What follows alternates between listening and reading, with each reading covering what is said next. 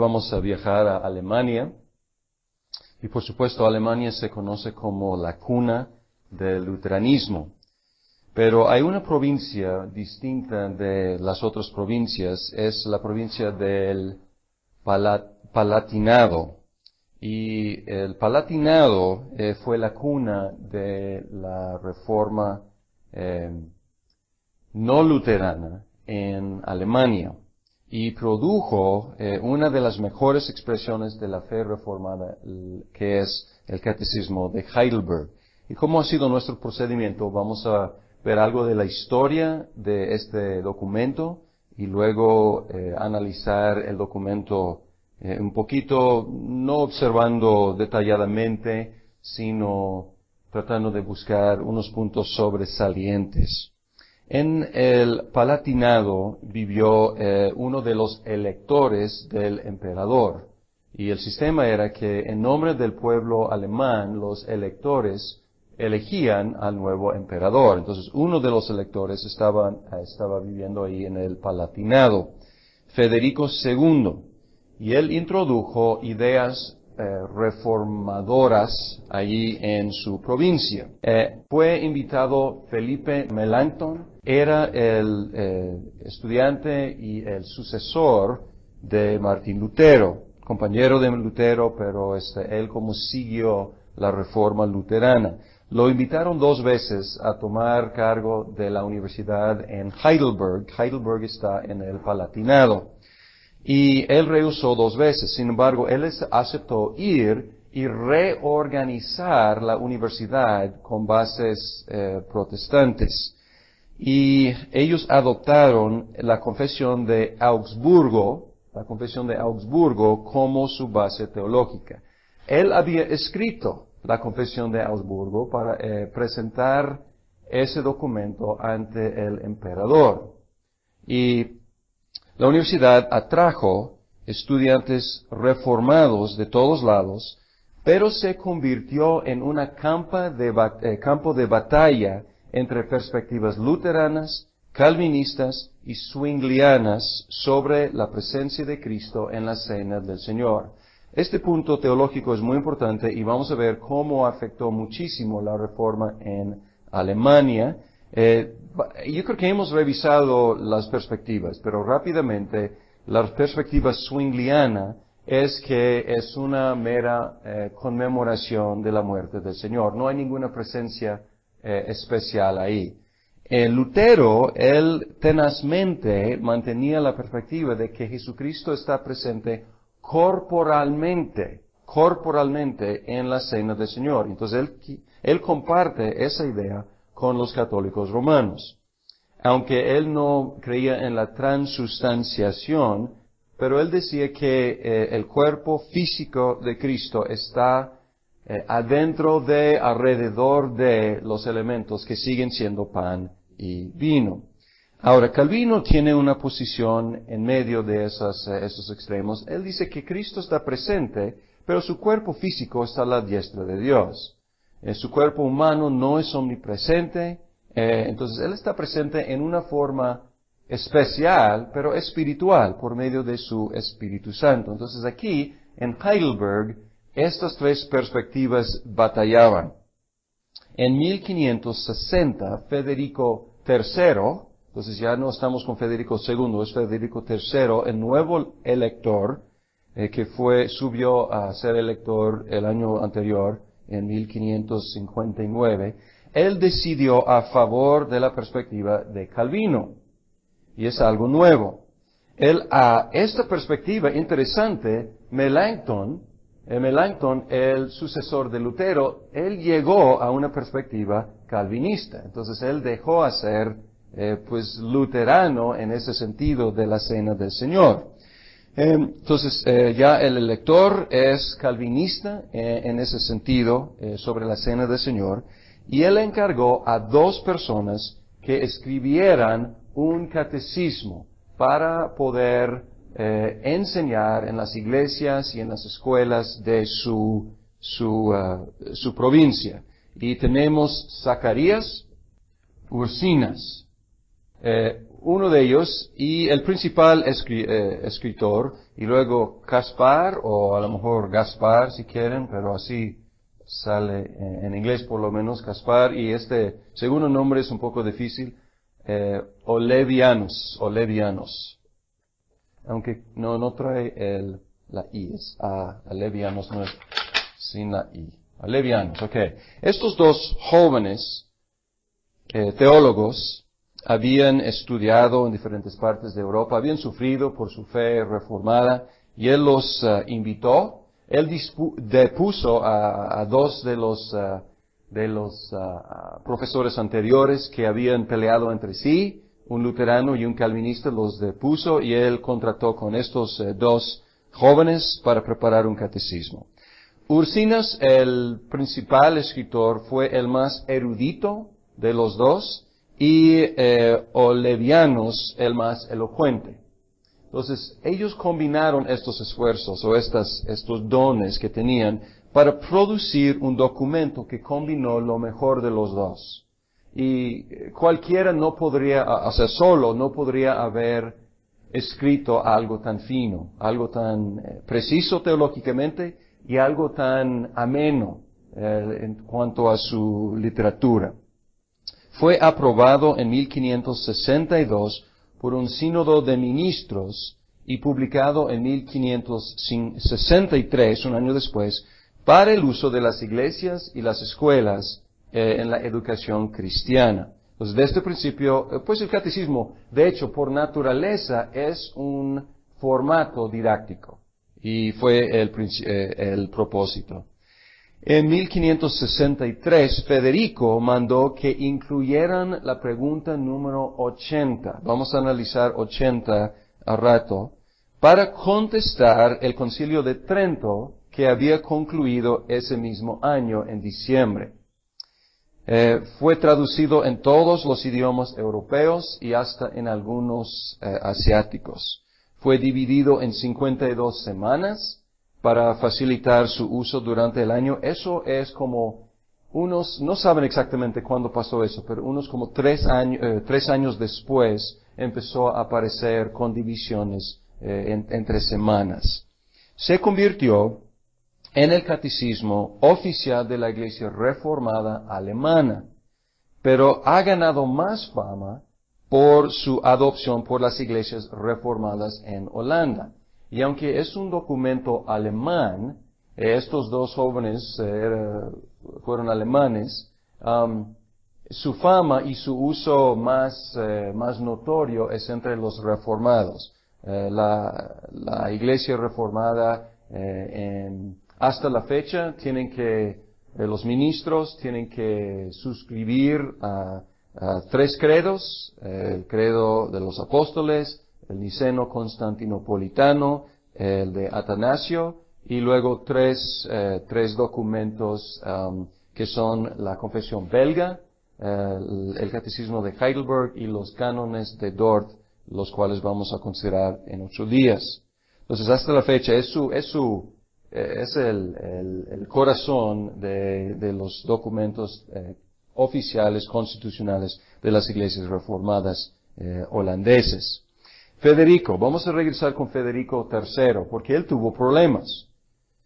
Él fue el primer príncipe reformado. Ahora, tenemos que distinguir ahora entre luterano y reformado.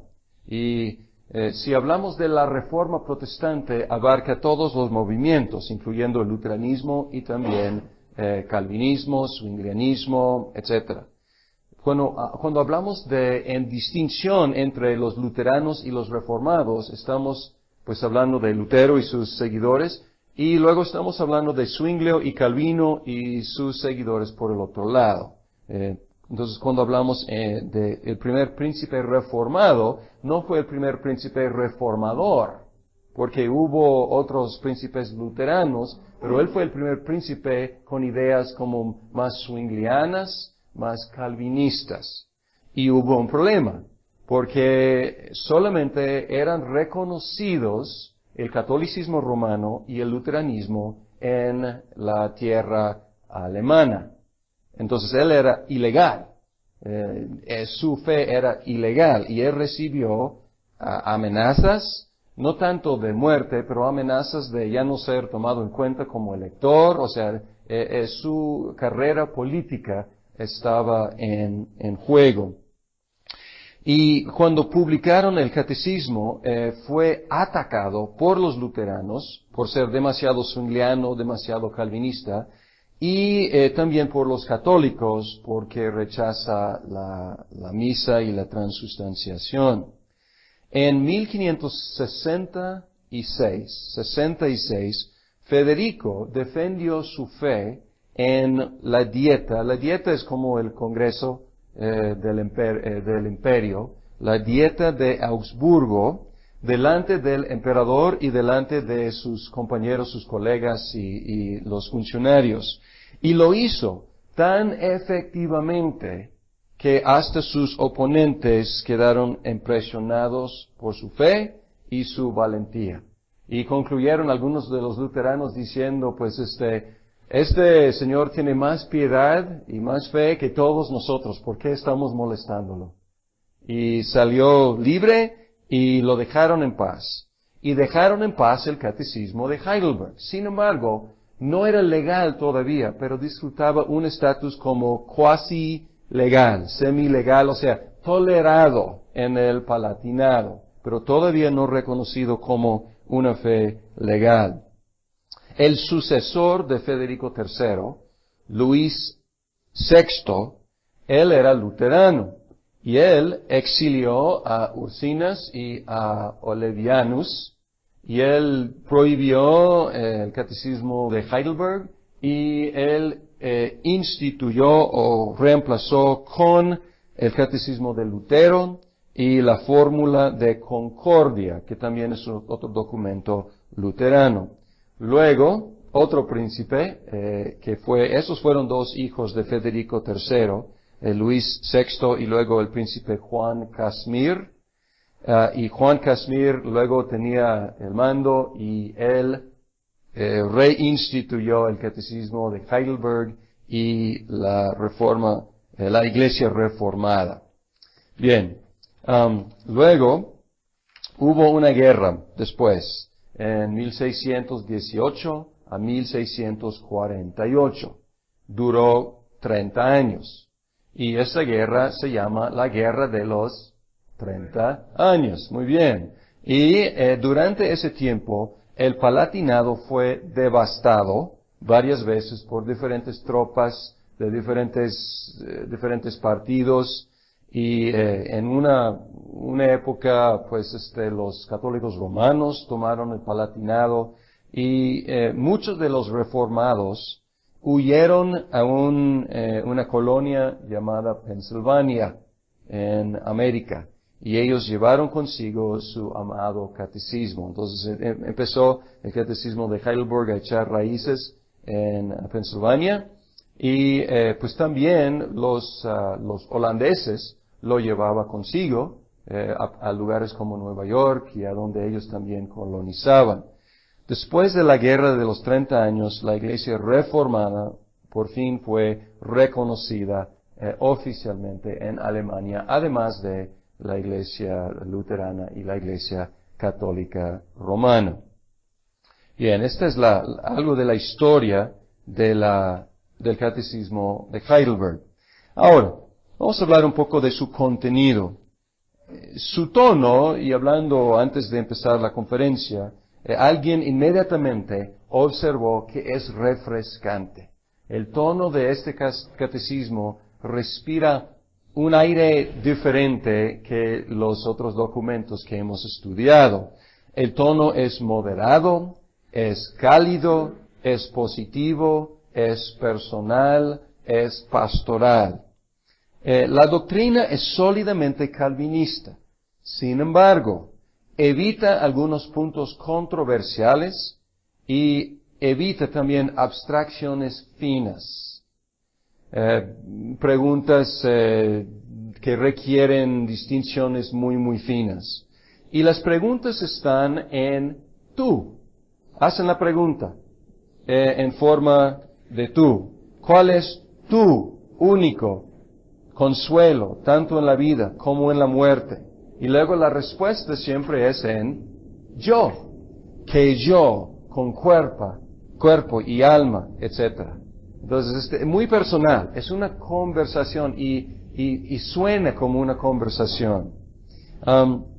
Es apto para educar a los jóvenes porque no tiene palabras metafísicas o de la filosofía, es un lenguaje muy digerible. Un problema es que las respuestas son demasiado largas para fácil memorización. Eso sí, o sea, es muy apto para enseñar, sin embargo, para memorizar las preguntas son largas. Introduce la idea cristiana, o más bien la fe cristiana, con la idea de consuelo personal. Y es el tono de todo el catecismo. Vamos a leer la primera pregunta. ¿Cuál es tu único consuelo, tanto en la vida como en la muerte? En este libro que hemos impreso es página 44.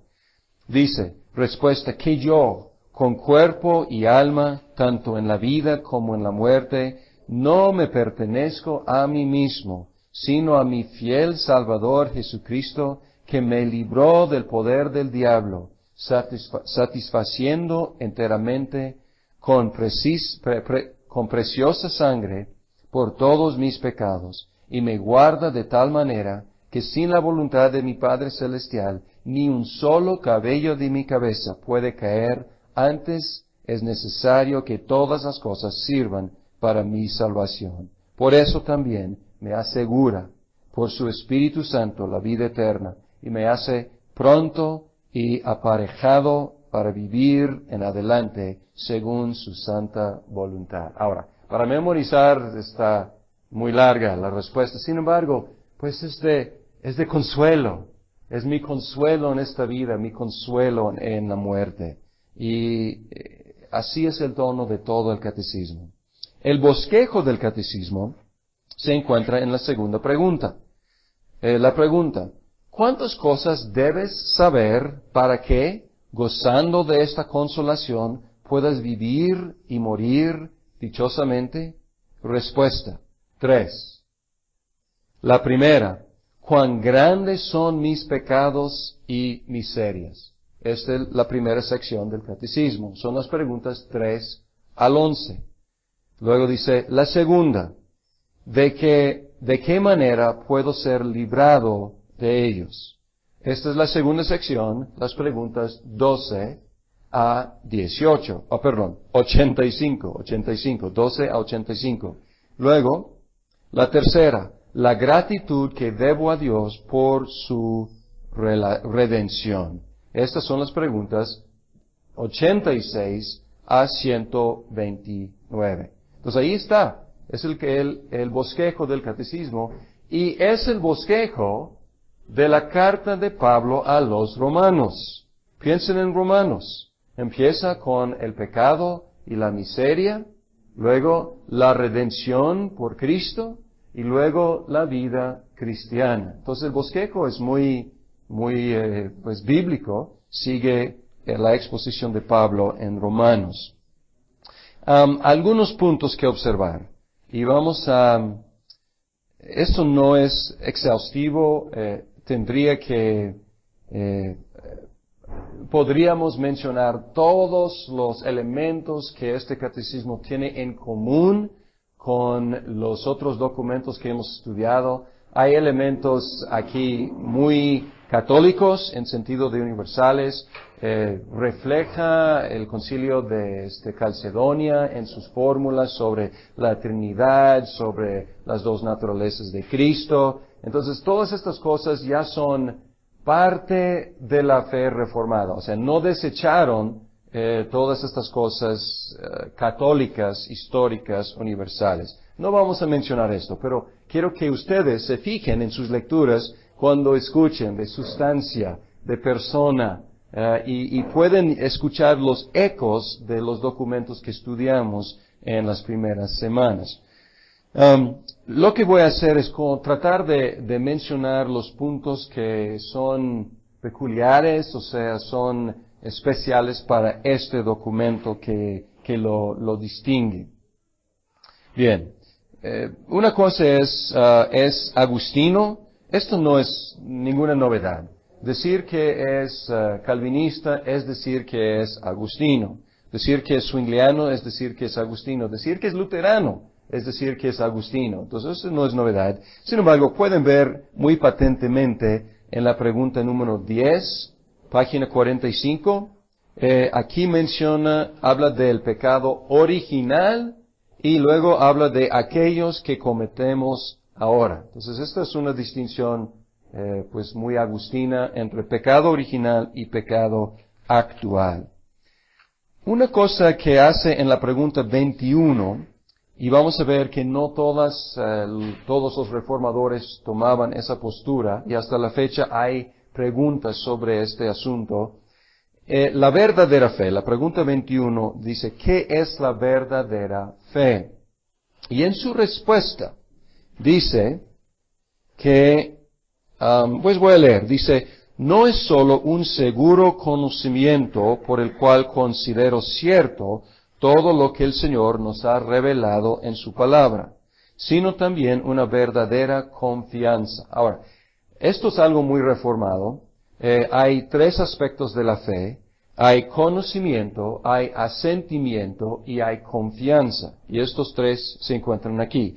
No solo un conocimiento, sino también considero cierto, o sea, asentimiento de mi parte. Y el tercer aspecto es la confianza, una verdadera confianza. Entonces, confianza, fiducia en latín. Y esto es como, a lo mejor no suena como nada polémico, pero era polémico en su tiempo. Porque en la Iglesia Católica Romana existía una idea de fe implícita. Fe implícita. Fe implícita significa que yo estoy de acuerdo con lo que la Iglesia enseñe. Aunque yo no sé, o yo no sepa qué enseña la Iglesia. Estoy de acuerdo. Entonces la fe en este tipo de fe implícita es simplemente asentimiento. No es necesario conocimiento, porque ni tienes que saber qué enseña la Iglesia, simplemente tienes que decir que estoy de acuerdo. Es dar asentimiento, pero sin conocimiento, y nada de fiducia, nada de confianza. Simplemente yo estoy de acuerdo con lo que enseñe. En la fe reformada, la fe contiene estos tres elementos. Sin embargo, lo que quiero destacar aquí es, luego dice, dándome la seguridad de que no solo a otros, sino también a mí mismo, Dios otorga la remisión de pecados, la justicia y la vida eterna. Y eso es de pura gracia y solamente por los méritos de Jesucristo. A lo mejor aquí no suena como nada sorprendente, pero está diciendo que de la esencia de la fe es la seguridad de la salvación. Y por un lado esto suena bonito, ¿no? O sea, uno que tiene verdadera fe también tiene seguridad de su salvación. Pero ¿qué tal en momentos de duda? ¿Qué tal si un cristiano empieza a dudar de su propia salvación? Si la seguridad es de la esencia de la fe, y si falta la seguridad, esto implica que no hay verdadera fe. Entonces, este punto, aunque suena como muy positivo, tiene su lado negativo, tratando con la gente pastoralmente. Cuando viene con nosotros y dice, amigo, pastor, yo no estoy seguro. Entonces, ¿qué le vamos a decir? Pues ¿no tienes fe?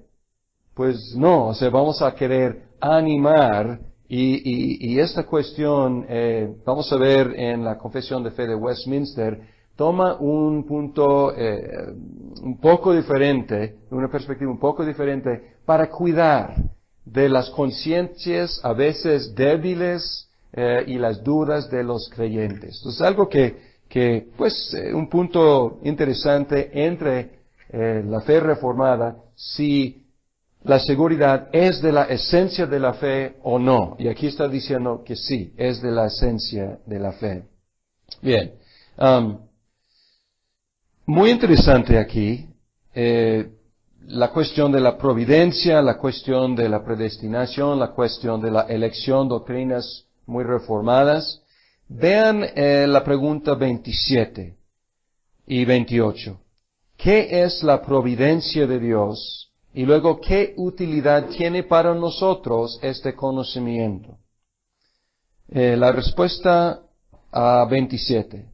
¿Qué es la providencia de Dios? Es el poder de Dios omnipotente y presente en todo lugar, por el cual sustenta y gobierna el cielo, la tierra y todas las criaturas de tal manera que todo lo que la tierra produce, la lluvia y la sequía, la fertilidad y la esterilidad, la comida y la bebida, la salud y la enfermedad, riquezas y pobrezas, finalmente todas las cosas no acontecen sin razón alguna, como por azar, sino por su consejo y voluntad paternal.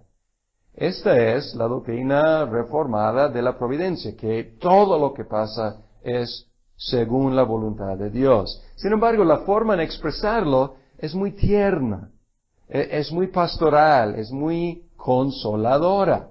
No está hablando de ideas abstractas, como vamos a ver en el siglo XVII, del decreto eterno de Dios. No, está hablando de tu vida, está hablando de riqueza, de pobreza, de fertilidad, de esterilidad, de lluvia, de sequía.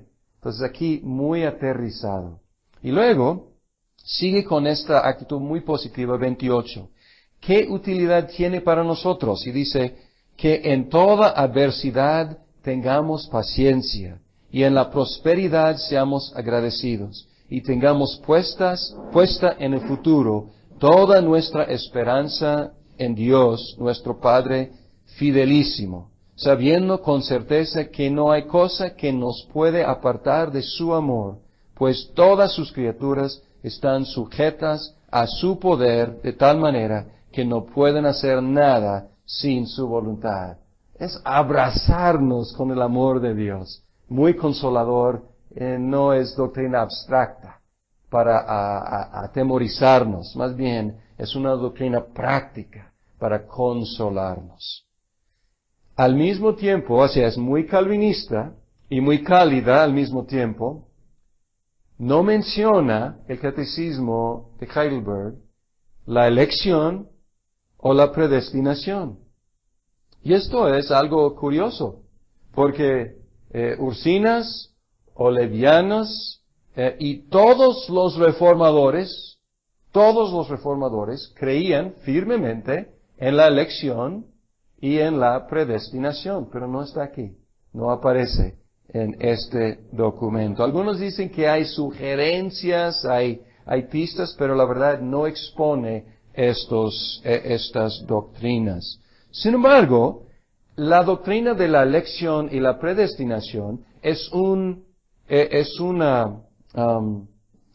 parte de la providencia. Si nada sucede sin la voluntad de Dios, entonces obviamente mi salvación no sucede sin la voluntad de Dios. Entonces está implícito aquí, pero no está expuesta aquí. En la pregunta 44, aquí da una interpretación a lo que es el descenso al infierno. Pregunta, y aquí está analizando renglón por renglón el credo de los apóstoles, y pregunta 44, ¿por qué se añade descendió a los infiernos? Y la respuesta, para que en mis extremados dolores y grandísimas tentaciones me asegure y me se sostenga con este consuelo, otra vez, consuelo, de que mi Señor Jesucristo, por medio de las inexplicables angustias, tormentos, espantos y turbaciones infernales de su alma, en los cuales fue sumido en toda su pasión, pero especialmente clavado en la cruz, me ha librado de las ansias y tormentos del infierno. Entonces, es una explicación que nos permite declarar, descendió a los infiernos. Ya hemos cuestionado si es una interpretación posible en el contexto original del credo de los apóstoles. Sin embargo, es la interpretación que este catecismo está dándole. Y es una interpretación muy común entre los reformados. Pregunta 61. Expone la doctrina de la justificación y en la fórmula presbiteriana de Westminster se enfatiza que hay dos beneficios de la justificación. Por un lado, lo negativo, lo que nos quita nuestros pecados, imputando nuestros pecados a Cristo, y luego nos regala la justicia de Cristo. Es el lado positivo. Nos imputa, nos acredita la justicia de Cristo. En esta fórmula no menciona el perdón a través del catecismo, pero en la exposición de justificación enfatiza mucho más el lado positivo de la imputación de la justicia de Cristo. Vamos a ver, 60. ¿Cómo eres justo ante Dios?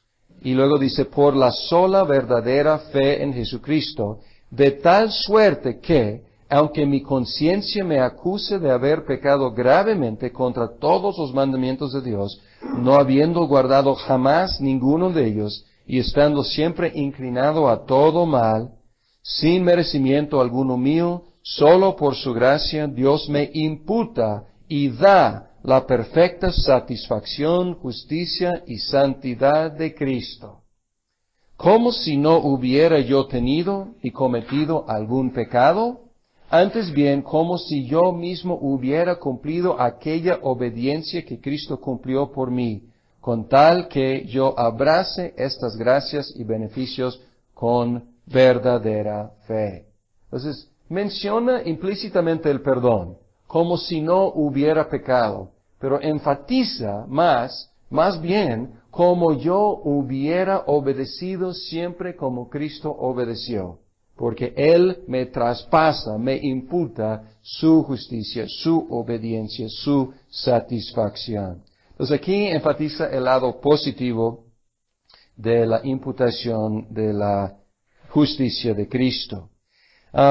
Explícitamente, pregunta 74, explícitamente basa el bautismo de los hijos en la unidad del pacto. Pregunta, ¿se ha de bautizar también a los niños? Respuesta, naturalmente. ¿Y por qué naturalmente? Y es natural porque así ha sido siempre en la cuestión del pacto. La unidad del pacto que incluye a los creyentes y sus hijos. Entonces aquí explícitamente hace esa conexión, como si fuera cosa obvia. Para muchos cristianos no es cosa obvia, pero aquí lo trata como, muy obvio, ¿no? Naturalmente. Si entendemos cómo es el pacto, es una conclusión natural. La explicación de la cena del Señor, pregunta 75, y esto es probablemente algo que espantó a los luteranos, porque la perspectiva aquí es calvinista. No es zwingliana, no es luterana, es calvinista. Pregunta 75. Dice, ¿cómo te asegura y confirma la Santa Cena que eres hecho partícipe de aquel único sacrificio de Cristo, ofrecido en la cruz y de todos sus bienes? Y hay una primera parte, dice, porque Cristo me ha mandado y también a todos los fieles comer de este pan partido y beber de esta copa en memoria suya, añadiendo esta promesa. Entonces todo el mundo está de acuerdo con esta parte. Luego dice, primero, que su cuerpo ha sido ofrecido y sacrificado por mí en la cruz y su sangre derramada por mis pecados, tan cierto como que veo con mis ojos que el pan del Señor es partido para mí y que me es ofrecida la copa. Okay. Aquí no hay nada difícil, controversial. Y luego dice, y segundo, que Él tan cierto alimenta mi alma para la vida eterna con su cuerpo crucificado y con su sangre derramada. como yo recibo con la boca corporal de la mano del ministro el pan y el vino, símbolos del cuerpo y la sangre del Señor. Los luteranos y los católicos romanos comen corporalmente el cuerpo y la sangre del Señor con la boca. Y aquí está diciendo, con la boca comemos pan y bebemos vino. Sin embargo, tan ciertamente como comemos pan y bebemos vino, con igual certeza estamos recibiendo el cuerpo y la sangre del Señor, que está exaltado en el cielo, pero estamos recibiendo por fe, en una forma espiritual, recibiendo los beneficios de su cuerpo roto y su sangre partida, o sangre derramada. Pregunta 79, la misma idea. Dice, la idea de alimento espiritual para nuestras almas. Dice, ¿por qué llama Cristo al pan su cuerpo y la copa su sangre? ¿O el Nuevo Testamento en su sangre? Y Pablo al pan y al vino la comunión del cuerpo y sangre de Cristo. Entonces aquí los luteranos y los católicos romanos dicen, esto es mi cuerpo. Entonces, ¿qué hacen con eso? Y la respuesta, Cristo no habla así sin una razón poderosa. Y no solamente para enseñarnos que, así como el pan y el vino sustentan la vida corporal, su cuerpo crucificado y sangre derramada son la verdadera comida y bebida que alimentan nuestras almas para la vida eterna. Más aún, para asegurarnos por estas señales y sellos visibles que por obra del Espíritu Santo somos partícipes de su cuerpo y sangre, tan cierto como tomamos estos sagrados símbolos en su memoria y por la boca del cuerpo. Y también que su pasión y obediencia son tan ciertamente nuestras como si nosotros mismos en nuestras personas hubiéramos sufrido la pena y satisfecho a Dios por nuestros pecados. Entonces, esto es lenguaje calvinista, es decir, pues, ¿por qué hay una liga tan estrecha entre el elemento y la realidad significada? Porque al recibir el elemento por fe, estamos disfrutando el beneficio de la realidad significada. Entonces, las dos cosas son igualmente ciertas. Ahora llegamos a la famosa pregunta 80, que fue añadida después. Y esta pregunta rompe el tono del catecismo.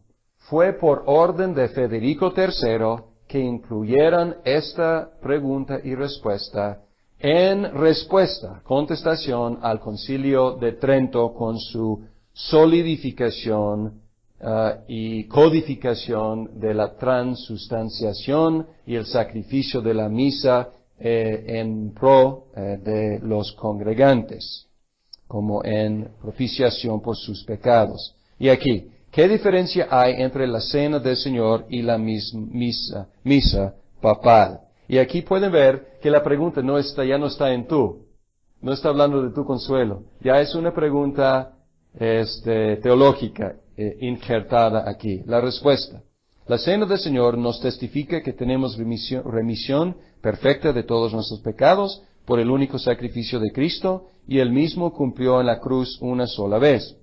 Y también que por el Espíritu Santo estamos incorporados en Cristo, el cual no está ahora en la tierra según su naturaleza humana.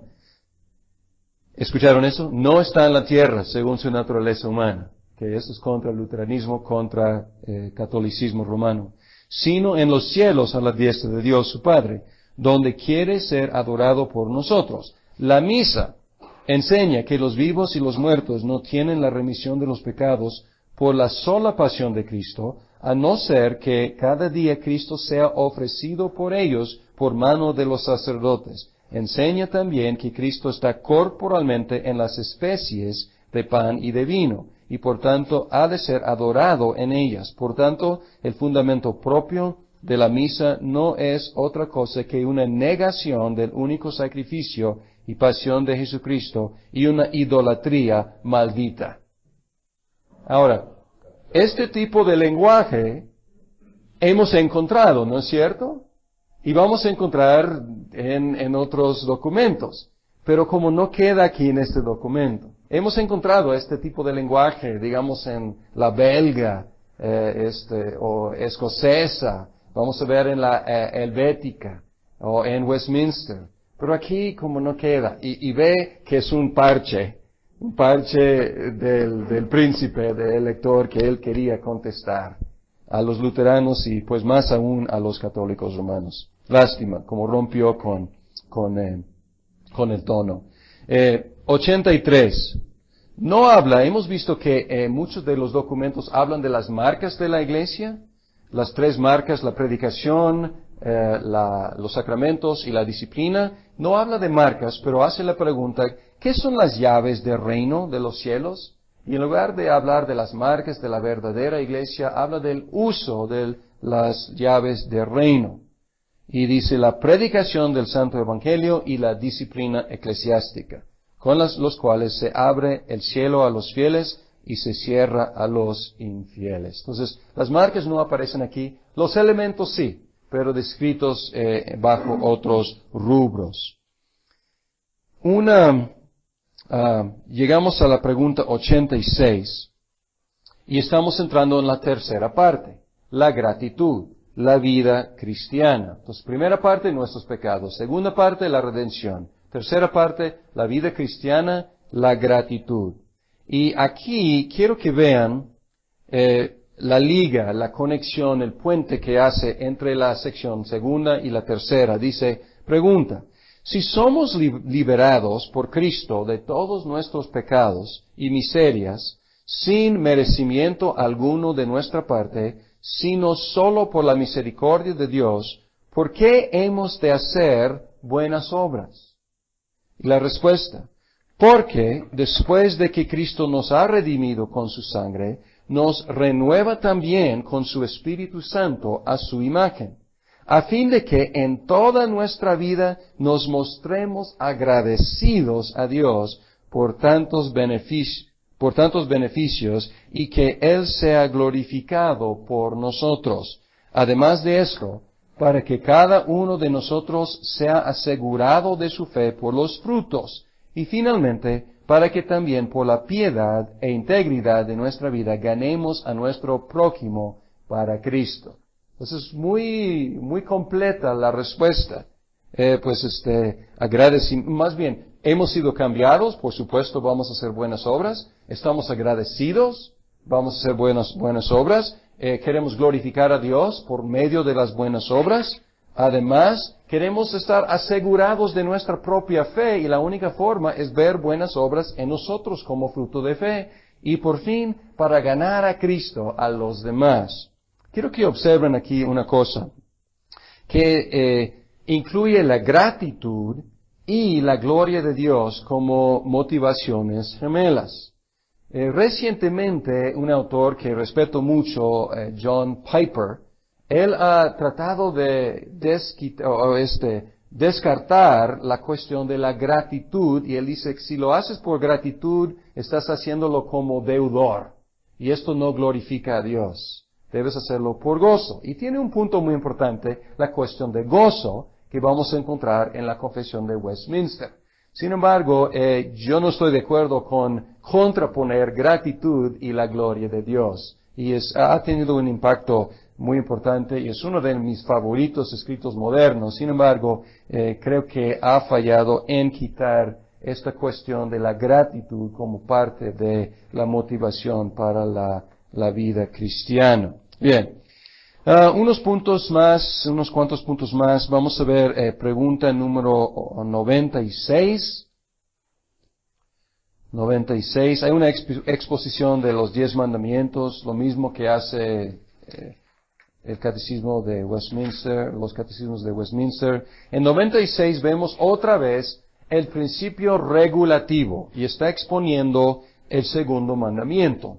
Dice, ¿qué nos pide Dios en el segundo mandamiento? Respuesta, que no representemos a Dios por medio de alguna imagen o figura, y solo le rindamos culto como Él ha mandado en su palabra. Este es el principio reformado, diferente al principio luterano y diferente al principio católico romano. Luterano es, si Dios no ha prohibido, podemos seguir haciéndolo. Y Lutero, y si vas hasta la fecha a un servicio luterano, retiene muchas cosas que son de la Iglesia Católica Romana. ¿Por qué? La Biblia explícitamente nunca prohíbe esas cosas. Pero los reformados, podemos decir, ellos decían, no, si Dios no ha mandado, no debemos hacerlo, y se basan en el segundo mandamiento. La explicación del tercer mandamiento nos debe hacer reflexionar. Pregunta 99. ¿Qué nos enseña el tercer mandamiento? ¿Que dejemos de blasfemar o profanar el nombre de Dios por medio de falsos juramentos, maldiciones y aún inútiles juramentos? No sé de ustedes, pero cada día yo escucho a la gente, pues, decir, te juro por Dios, y tomar el nombre de Dios muy, muy ligeramente. Y a lo mejor vamos a decir, yo no hago eso, perdón, porque bueno. Pero luego dice, y que no nos hagamos partícipes de tan horrendos pecados al callar cuando los oigamos.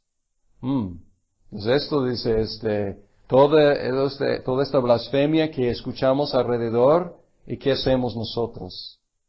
Todas las películas, todos los programas de tele, todos los programas de radio, todas las conversaciones entre amigos, y ahí toman el nombre de Dios en vano. ¿Y qué hacemos como cristianos? Entonces, aquí como clava la culpabilidad silenciosa nuestra por dejar que el nombre de Dios sea profanado entre nosotros, y a veces como forma de entretenimiento, de diversión.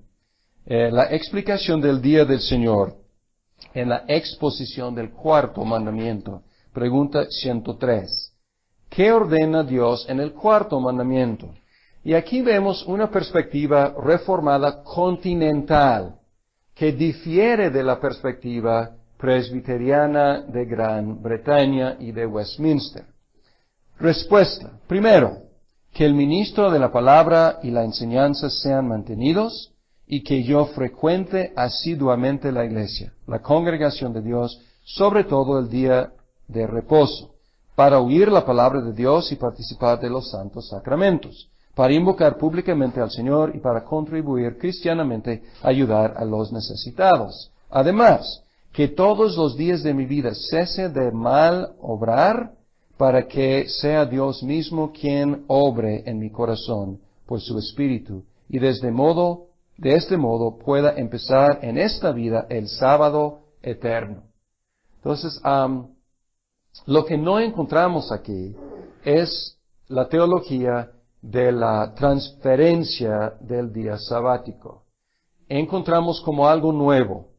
Y en la tradición presbiteriana encontramos que la expresión es, el día ha cambiado, pero el sábado se ha conservado. Todo lo del sábado del Antiguo Testamento se ha transferido al día del Señor. Pero aquí está diciendo no negando esa idea, pero suavizando muchísimo, diciendo que es algo nuevo, básicamente. Se basa en el cuarto mandamiento, sí es cierto. Hay una relación entre sábado y día del Señor, pero no son iguales. No es un simple cambio de calendario. Más bien hay un cambio de significado, porque estamos en una nueva era con la resurrección de Cristo, y ya tiene un significado más amplio. Bien, la última observación de algunas cosas aquí es, pregunta 109, y el séptimo mandamiento. Y aquí se me hace que es algo que nosotros los modernos debemos reflexionar. Dice, en este mandamiento, ¿prohíbe solo Dios el adulterio y pecados semejantes? Respuesta. Como nuestro cuerpo y alma son templos del Espíritu Santo, Dios quiere que conservemos ambos puros y santos. Para ello prohíbe toda impureza en nuestras acciones, nuestros gestos, nuestras palabras, nuestros pensamientos y deseos, y todo lo que incita al hombre a ello. Y pues hoy en día estamos viviendo, nuestra época no es la única que ha sido así, pero una una cultura casi pornográfica y pues en la iglesia se me hace que hemos aceptado muchas cosas que pueden incitar a impureza en pensamiento, pues por medio de formas de vestir, formas de hablar, formas de diversión, la diversión que aceptamos. Pero esto nos debe hacer reflexionar en qué estamos aceptando que incita hacia la impureza. La próxima semana vamos a empezar a analizar algunos documentos del siglo XVII, los cuales rebasan por mucho los documentos del siglo XVI, como este, en cuestión de precisión, en cuestión de exactitud, en cuestión de lógica. Sin embargo, ninguna confesión o catecismo ha superado el catecismo de Heidelberg en cuestión de calidez y sensibilidad pastoral.